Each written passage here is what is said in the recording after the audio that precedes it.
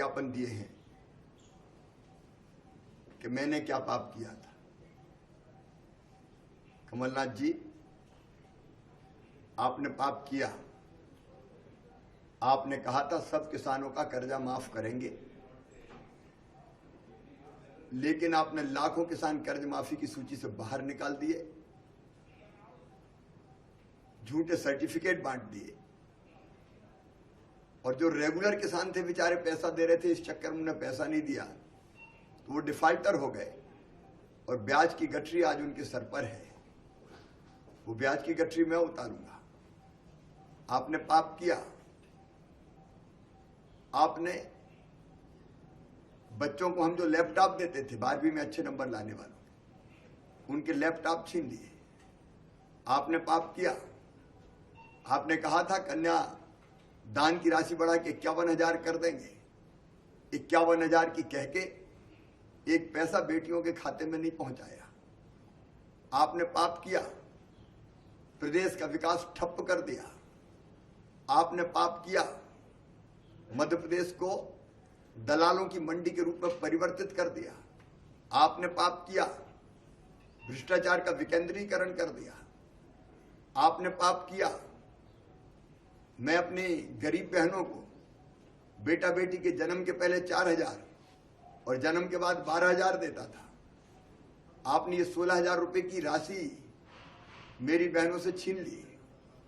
आपने पाप किया।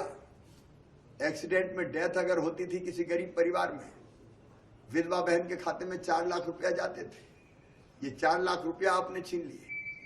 आपने पाप किया। अंतिम संस्कार के लिए जो 5,000 रुपया हम देते थे ताकि सम्मान के साथ अंतिम विदाई हो सके, वो कफन के 5,000 रुपया भी गरीब से आपने छीन लिए। आपने पाप किया। हम बुजुर्गों को तीर्थ यात्रा करवाते थे, आपने तीर्थ दर्शन योजना समाप्त कर दी। आपने पाप किया। प्रधानमंत्री किसान सम्मान निधि में जिन किसानों के नाम केंद्र को भेजते थे ताकि उनके खाते में पैसा आते, आपने नाम नहीं भेजे। मैंने 77 लाख नाम की सूची बना के प्रधानमंत्री जी को भेजी। आपने पाप किया। प्रधानमंत्री आवास योजना के जो मकान गरीबों को मिलने थे, वो मकान गरीबों से छीन लिए। आपने पाप किया। पिछले साल फसल खराब हुई थी किसानों की, वो खराब फसल के 5,000 करोड़ रुपया बनते थे, आपने किसानों के खाते में पैसे नहीं डाले। आपने पाप किया। फसल बीमा योजना की जो प्रीमियम की राशि 2200 करोड़ रुपया जमा करनी थी, आपने जमा नहीं की और इसलिए किसान के खाते में पैसा नहीं आया फसल बीमा योजना का। मैंने 2200 करोड़ रुपया जमा करके और बाद में 19 के भी रबी और खरीफ का प्रीमियम जमा करके किसान के खाते में लगभग 8,000 करोड़ की राशि डलवाई। आपने पाप किया। केंद्र से जो मिलने वाली सहायताएं थी उनका उपयोग ढंग से नहीं किया। मैं कितने पाप बताऊं आपके। आपने मध्य प्रदेश का सत्यानाश कर दिया था। यही आपका पाप था और इसी की सजा आपने भुगती।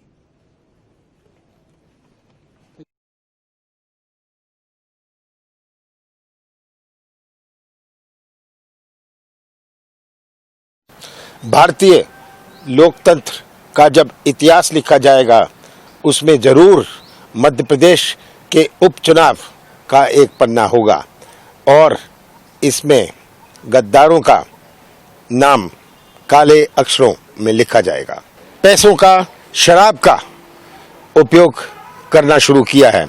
पिछले 12 घंटे 24 घंटों में जो मुझे खबरें आई हैं, किस तरह पैसा बांटा जा रहा है, किस तरह शराब का बांटी जा रही है, किस तरह प्रशासन और पुलिस का दबाव और उपयोग किया जा रहा है, ये आज साफ स्पष्ट करता है कि भारतीय जनता पार्टी पिट रही है। कहना चाहता हूं कि अब उनके सौदे की सरकार का अंतिम समय आ गया है। इस चुनाव में ये सिद्ध हो गया है कि जनता को महल की जरूरत नहीं है, महल को जनता की जरूरत है। चुनाव सच्चाई और झूठ का है और मुझे मध्य प्रदेश के मतदाताओं पर, खास करके ये 28 सीटों के मतदाताओं पर पूरा विश्वास है कि वह सच्चाई पहचान के मध्य प्रदेश की तस्वीर अपने सामने रखकर सच्चाई का साथ देंगे। मुझे ताज्जुब है और दुख है कि शिवराज जी कहते हैं कि मैंने उन्हें कमीना कहा, ज्योतिरादित्य सिंधिया कहते हैं मैंने उन्हें कुत्ता कहा।